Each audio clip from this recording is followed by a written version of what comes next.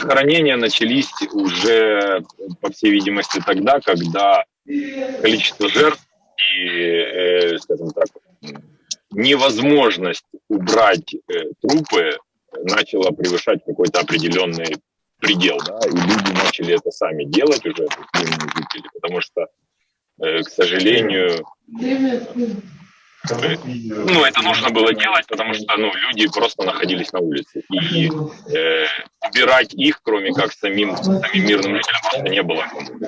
Я братских могил не видел, но если чуть перефразировать вопрос, трупы я видел. Трупы я видел, проезжая мимо по улицам, где там. Дом быта. 13 марта. Освободитель молодец, просто освобождает. Началось все 24 числа, буквально с утра мы уже услышали первые взрывы со стороны поселка Мангуш.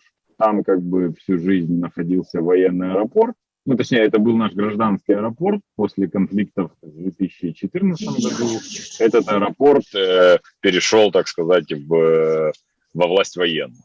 Там же недалеко был въезд в город Мариуполь, так называемый Мангушский въезд. Соответственно, там был блокпост и достаточно такие хорошие там укрепления наших сил.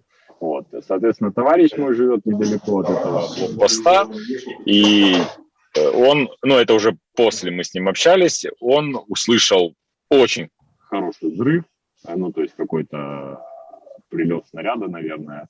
То есть бомбили этот аэропорт. Семья уехала на третий день, то есть это где-то 26-27 число. Так как-то сработал какой-то предохранитель, да, что надо это сделать. Потому что вариант, у меня еще срабатывал вариант о том, что там это может достаточно быстро все закончиться, да, и политика урегулирует вопрос.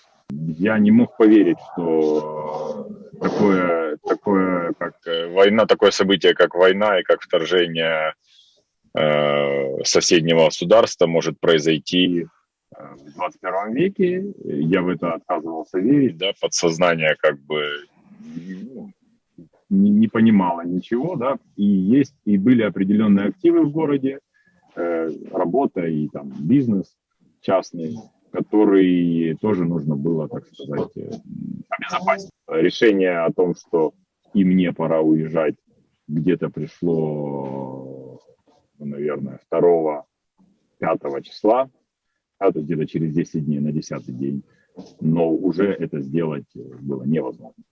По поводу выживания, все это было исключительно,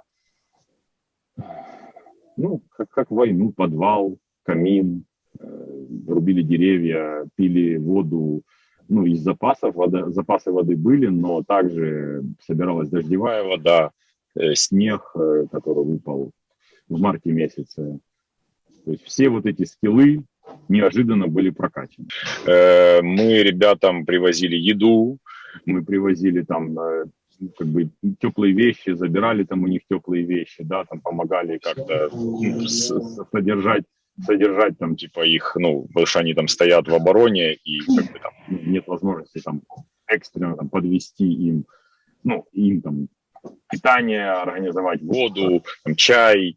Там, в частности, там, мама моя делала блины, мы привозили блины не в тероборону, мы привозили в бомбоубежище, где люди с левого берега, когда уехали, люди там находились, туда привозили еду. Отец достаточно уже пожилой человек, и есть опасения, что эта дорога просто была бы для него фатальной, да, поэтому он онкобольной,